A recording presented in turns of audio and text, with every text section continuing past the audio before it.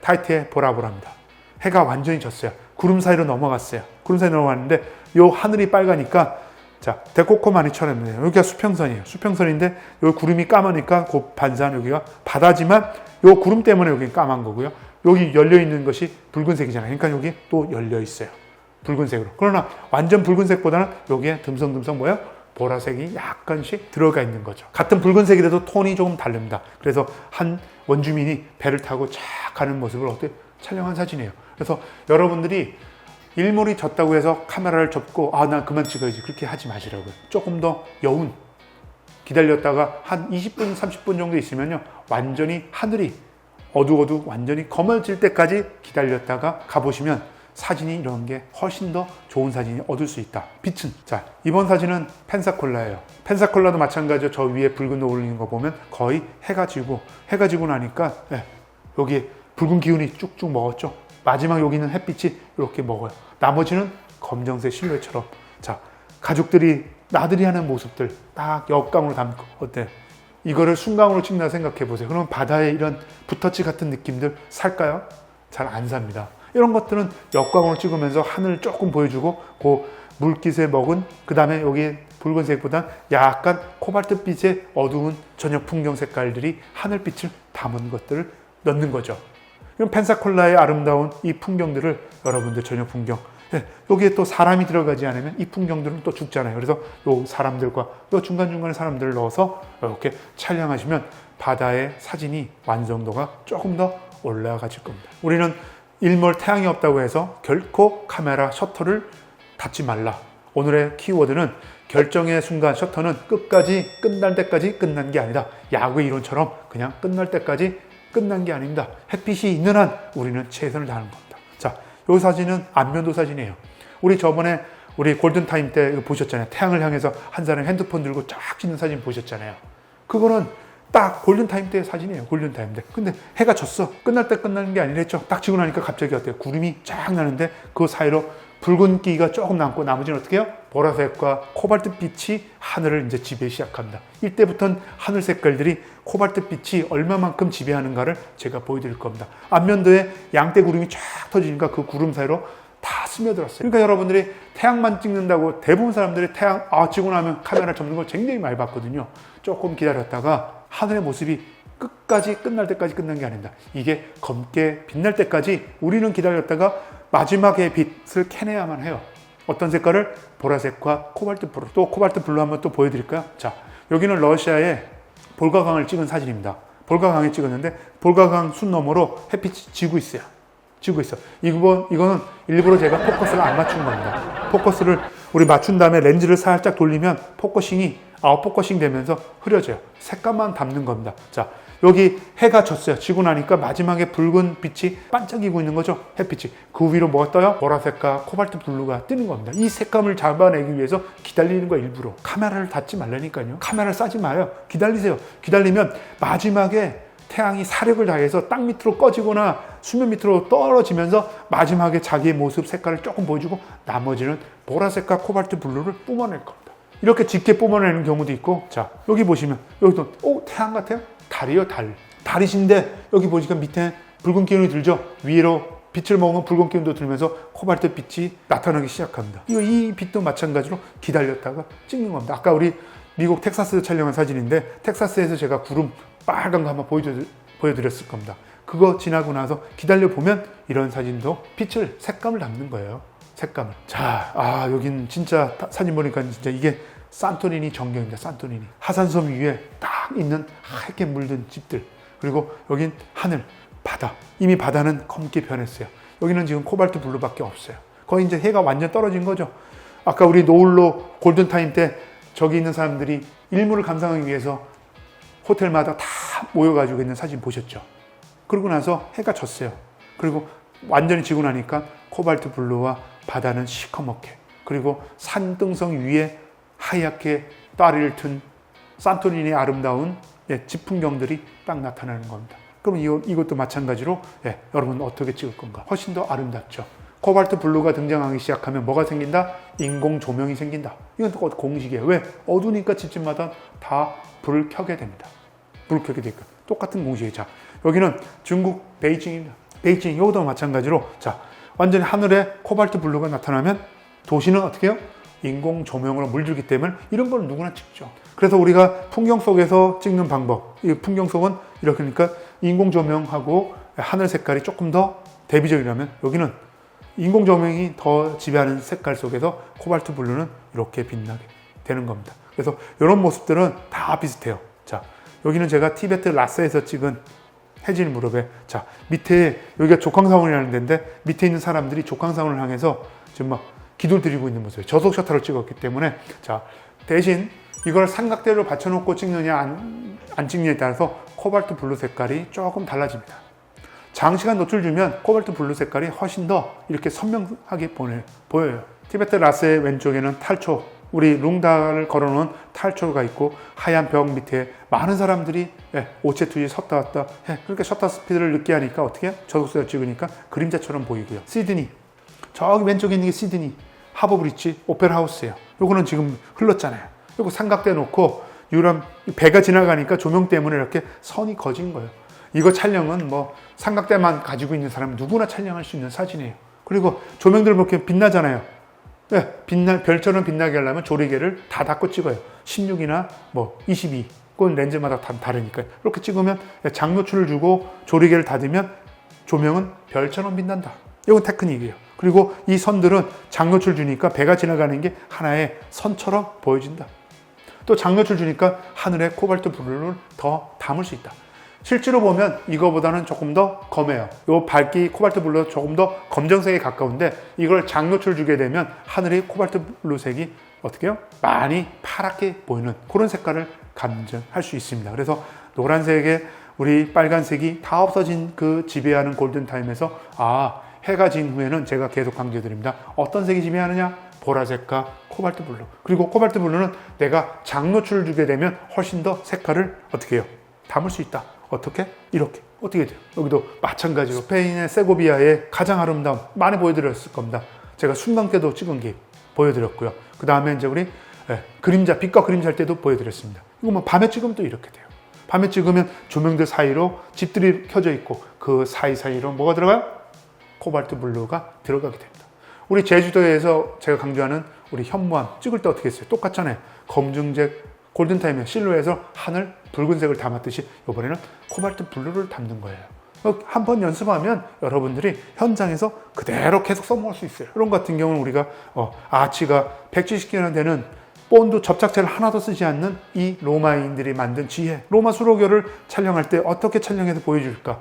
그래서 낮에 찍을 것인가, 그림자를 이용할 것인가, 밤에 코발트 블루 넣고 밑에 조명을 넣어서 찍을 것인가, 그건 여러분들의 선택의 문제인 겁니다. 크로아티아의 스플릿이라는 데예요. 세계 문화유산의 도시이고요. 여기가 이거 다 문화재인데 여기 안에서 호텔도 있고 자요. 저도 저 끝에 호텔을 잤는데 생각이 스플릿에서 호텔 같은 데 잤는데 방이 너무 작아요. 텔레비전도 한 14인치인가? 요만한 브라운관 TV 옛날에 처음에 갔을 때 제가 2000년대 초반에 여기 갔었는데 2004년도가 3년도에 갔었는데요. 20년 전에.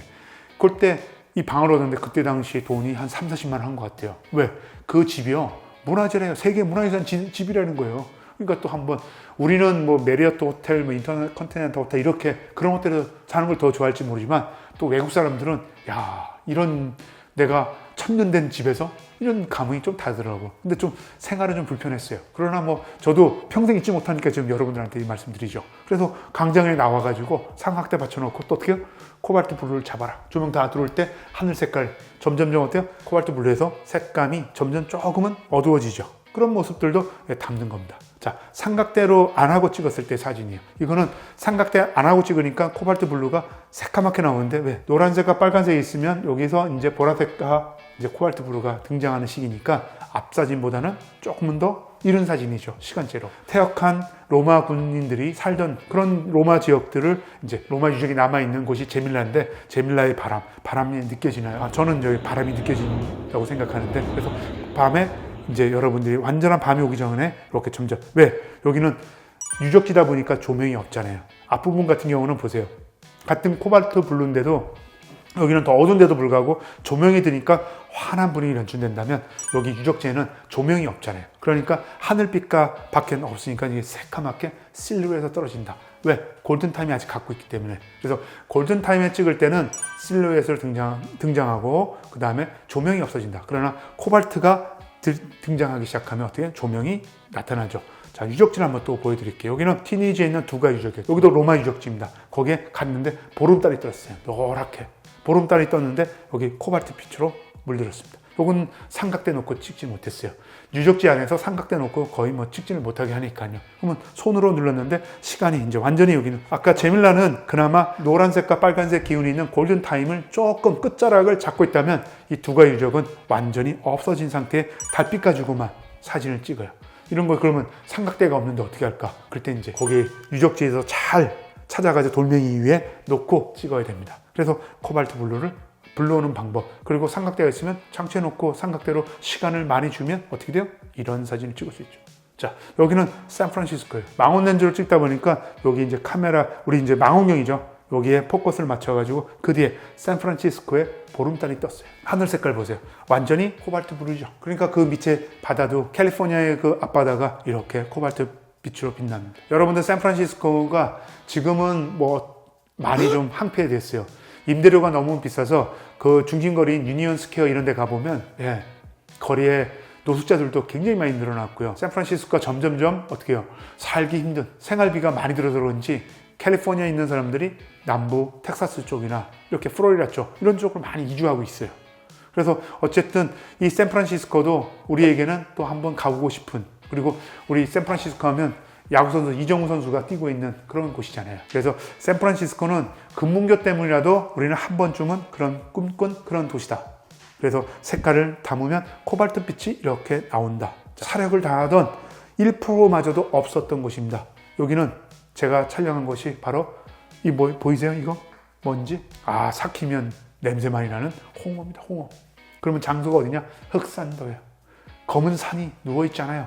그래서 제가 흑산도를 촬영하기 위해서 어떻게 찍을까를 굉장히 고민했던 곳입니다. 그래서 흑산도 하면 여기에 홍어죠. 홍어로 말리고 있고요. 거기에 바다와 흑산도의 흑산, 그리고 하늘을 찍으니까 코발트빛으로 물들어 있습니다. 이걸 대낮에 흑산도를 여러분들이 표현한다면 흑산도를 내 스타일대로 어떻게 할 것인가, 그 단어에서 주는 흑산, 그리고 흑산도의 특산물, 홍어 이런 것들을 넣어가지고, 이거는 만약에 삼각대를 놓고 장시간 노출줬으면 코발트 빛이 그 다음에 훨씬 더 빛났겠죠. 이거는 이제 그냥 저속사타로만 ISO 높여가지고 촬영했던 사진이에요. 그래서 여러분들이 흑산도나 이런 지명에서 어떤 것을 찍을까에 대한 고민들. 자, 여기도 삼각대 없이 찍었던 우전이라는 데입니다. 우전, 중국의 수양도시예요.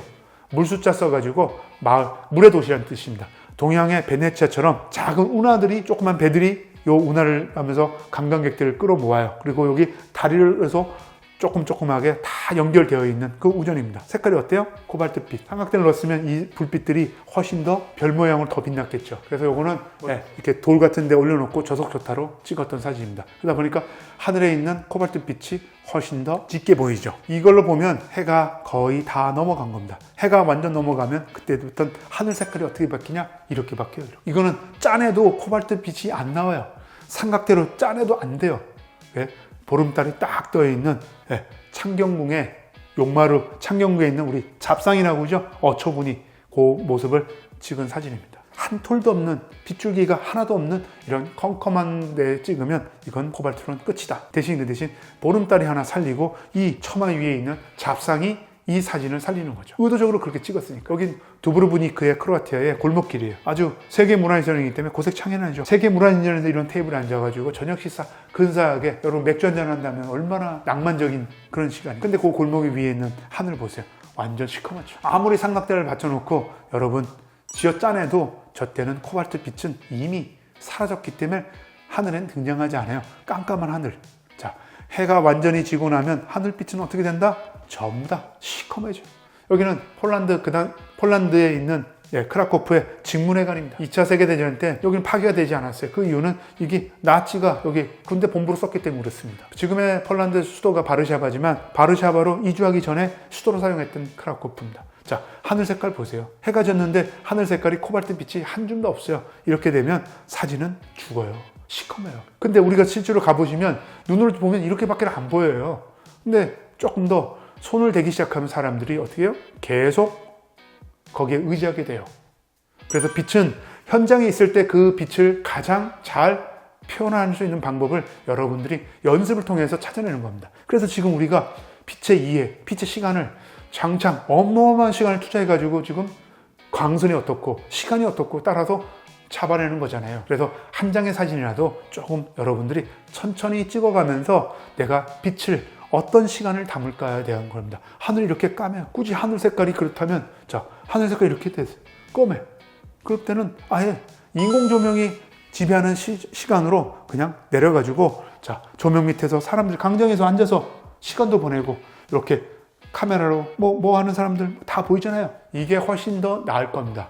겐지 하늘을 해가지고 여기를 막 인위적으로 손댈 바에는 이렇게 인공 조명이 있는 것을 그대로 담는 것. 물론 제가 이제 다큐멘터리를 하기 때문에 대부분 손을 내지 않아요. 근데 뭐 다른 작업을 하신 분들은 제가 마지막으로 시간대 하는데 하늘 뭐 엄청나게 후보종 작업을 많이 하시는데 후보종 많이 작업을 하시면 그 다음에 자꾸 의존하게 되잖아요. 그러니까 여러분들께서는 현장에 있을 때 그 빛을 그 시간대에 내가 최선을 다해서 카메라에 담겠다. 그렇게 생각으로 담는 연습을 하시는 게 훨씬 좋습니다. 그런 다음에 약간의 후보정 작업을 통해서 조금 더 하면 되지 그거를 의지하지 마시라 전적으로. 자, 지금까지 오늘 빛의 시간을 길게 한 5개의 챕터로 나눠서 한번 보여드렸습니다. 우리 새벽서부터 해가 진 때까지 아주 긴 시간입니다. 긴 시간. 자, 우리가 빛의 이해, 순광, 그 다음에 사광, 역광, 그 다음에 빛과 그림자, 실루엣 이렇게 5개도 보여드렸고 또한 빛의 시간으로 해서 새벽서부터 일출, 그 다음에 아침 시간, 한낮 시간, 그 다음에 골든타임, 그 다음에 일몰 후, 해가 진 후에 어떻게 시간에 따라서 색감이 변하느냐 하늘에 대해서 공부해 봤습니다. 자, 다음 시간에부터는 이제 본격적으로 또 사진의 이제 테크닉 중에 하나는 구도, 앞으로 앵글, 렌즈 활용, 다양한 기법들이 이제 남아 있습니다. 그래서 카메라의 기초 이론 중에 가장 중요한 빛의 이해와 빛의 시간을 지금까지 여러분들한테 설명해 드렸습니다. 감사합니다.